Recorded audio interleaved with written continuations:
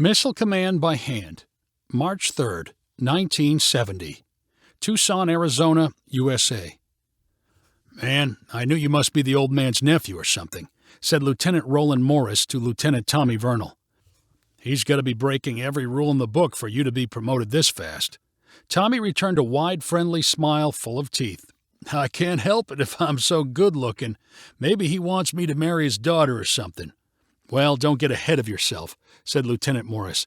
"It's not like launch control officer comes with a raise. All it comes with is a better chance to screw up." "Then why don't you apply?" replied Tommy in a teasing voice. "So I wouldn't have to listen to you," replied Lieutenant Morris. His grin was friendly, but there was an unmistakable edge of jealousy in his voice. Lieutenant Morris was not the only one in the 390th Missile Wing who was peeved by Tommy's quick rise through the ranks. But Tommy was too likable for people to act mad at him to his face. He remembered everyone's name and was quick to bring people coffee and ask about what they did on their days off. And he looked very non-threatening with the way his ears stuck so far out from his buzz-cut head.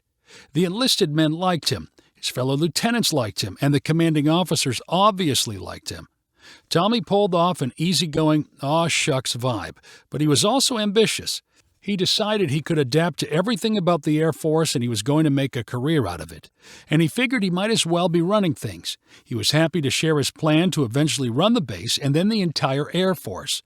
His colleagues and his superiors jokingly called him Colonel Vernal, behind his back and to his face.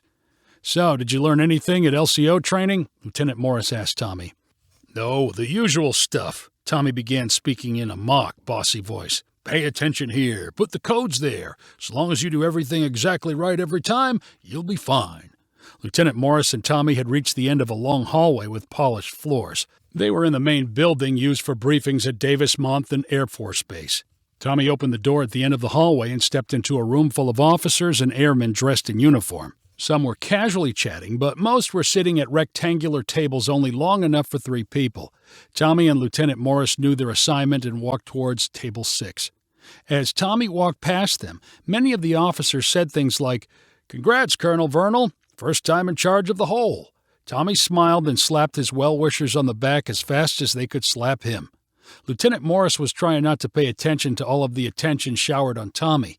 He was now far enough into the room to see who was already seated at the number 6 table.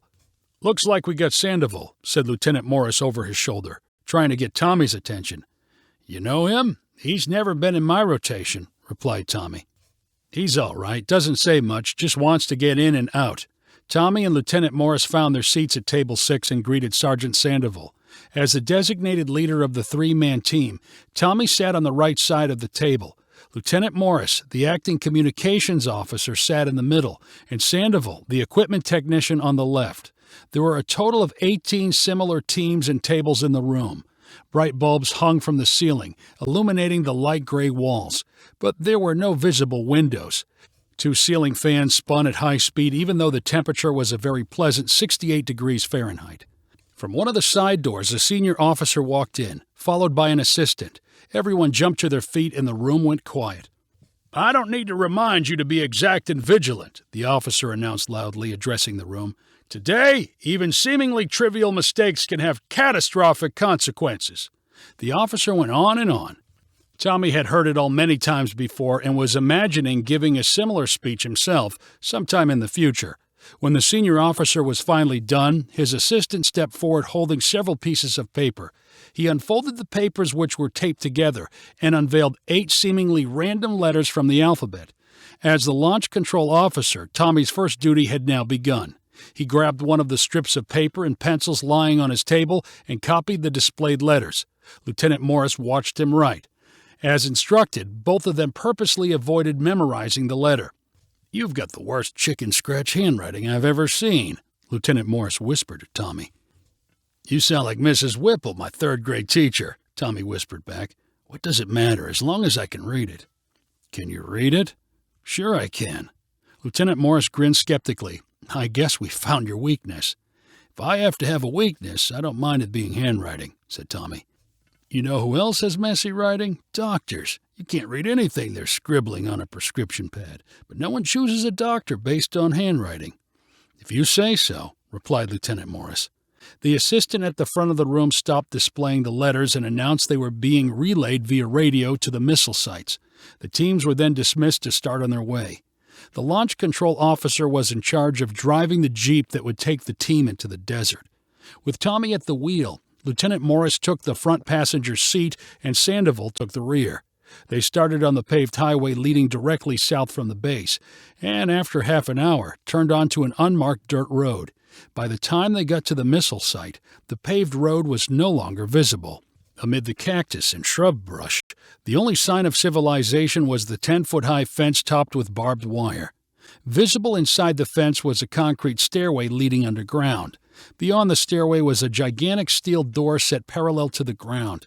The door was painted the same desert tan as the surrounding landscape, and casual onlookers might not even notice it.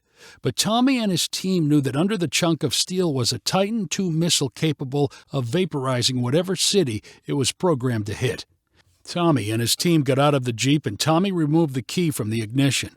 On the same key ring was a key which electronically opened the fence. As soon as it was activated, Tommy had less than 2 minutes to execute the next stage in the entry procedure.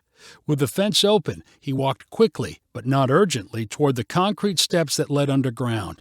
2 minutes gave them plenty of time, and Tommy wanted to enjoy a last view of the outside. March was an amazing month to be in Arizona, and the late morning air smelled fresh, like a thunderstorm was blowing in across the desert. Tommy was the first to the steps, and he bounded down them 2 at a time. Under the concrete overhang, a light was shining. Underneath it was a telephone receiver. "So far, so good," said Lieutenant Morris, who had descended right behind Tommy. "All right, let's get down the hole," said Tommy with a smile. Tommy picked up the receiver and pressed the only button on the body of the telephone. A voice on the other end of the line answered. According to procedure, the voice belonged to the launch control office of the team they were replacing. The team inside had been awake in the silo for the past 24 hours, and now it was Tommy's team's turn. "Roger, systems are green. Over," said the voice. "Replacement team requesting access. Over," said Tommy. "Go for access code. Over." Tommy pulled the strip of paper from the front pocket of his uniform. He began reading out the call signs for the different letters, pausing after each one. Alpha, Foxtrot, Whiskey, Tango, Juliet, November, Yankee. As Tommy read the last few letters, his confidence wavered. He was not so sure he had them right. He paused at the final letter. Was that an F or a P? "Foxtrot," he finally said. "Say again, over," said the voice on the telephone. This meant Tommy had made a mistake. His eyes grew wide as he looked over at Lieutenant Morris. His colleague shrugged his shoulders. He was not allowed to say anything, even if he knew how to help. Tommy looked again at the strip of paper. Now all the letters appeared blurry. Tommy's heart started to pound. He blinked hard and tried again. Alpha, Papa, Whiskey, India, Juliet, Mike, Yankee, Papa. There was no answer. The phone line simply went dead with a soft click. Tommy raised his head and said to the others, "I think I screwed up." Immediately, a siren began to whine and previously camouflaged lights began to flash. "Oh, this is bad. This is really bad," Tommy said with a low groan. Lieutenant Morris's immediate reaction was to chuckle because Tommy could not read his own writing. But then he realized the hassle he was about to go through. "I wish somebody else would have been with you during your first try at LCO," he said to Tommy. "Man, this is going to mess up my whole week," cried Sergeant Sandoval. "I had plans to see my sister. Now I'll get moved to a whole other rotation." The 3 men climbed up the cement staircase with their heads down. When they reached the ground level, they stood in sight of the Jeep and open fence and dropped their weapons onto the dirt. The pulsing of the siren already pounded in Tommy's brain. His first day, and he could not even get past the first door. This would be a stupidity record never to be broken. It was such a silly thing. So what if he could not read his own letters? But he knew that the silly things made all the difference to the Air Force. In the distance, he could see the dust cloud being kicked up by the line of military police vehicles that were headed their way. It seemed to Tommy that 100 armed airmen showed up at the gate and they all pointed their guns at him. "Get down on the ground!" multiple people shouted. Tommy and his team obeyed and laid with their faces in the dirt. A couple hundred boot steps pounded the ground. Tommy felt the knee pushed into his back. Then his hands were clamped into handcuffs. When he was pulled to his feet, Tommy recognized some of the military policemen around him. They refused to react to Tommy's smile. They did not get to arrest people very often, and they wanted to savor the experience as thoroughly as possible. Tommy and his team rode in silence back to base.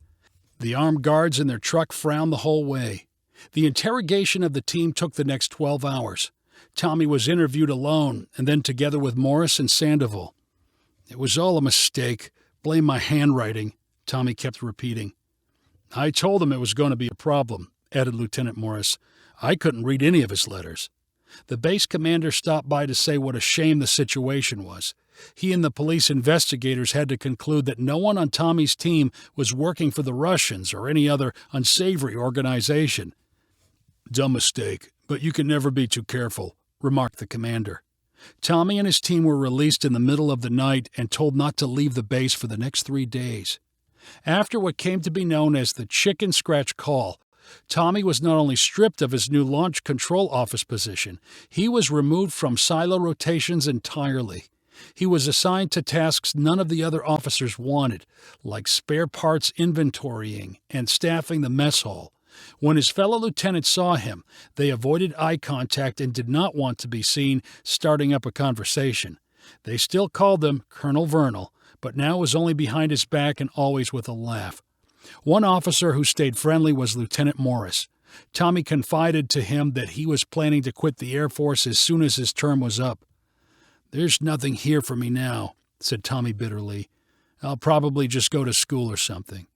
Soon after that, Tommy disappeared. No one heard from him, and the chicken scratch call became a legend on the base. None of the new officers believed it actually happened. And then, 7 years later, Lieutenant Morris was having dinner in a Tucson restaurant. Tommy walked in. His ears and smile made him instantly recognizable, despite his longer hair. Lieutenant Morris could not resist calling out, "Hey, Colonel Vernal!" They exchanged friendly greetings, and Tommy asked his old teammate if he was still in the Air Force. "You still Lieutenant Morris? Now you can call me Major Morris. What about you?"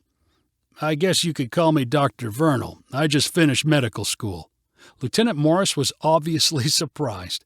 "Are you serious? Wow, good for you. How did that happen?" "Well, after the Air Force, I figured I didn't have much of a choice. I knew my handwriting wasn't getting any better. I figured being a doctor is about the only thing I'm qualified for." If you enjoyed this story, please rank it on the website 500ironicstories.com. Please subscribe on the website to get weekly updates as new stories are posted. And please share with friends using the convenient links available.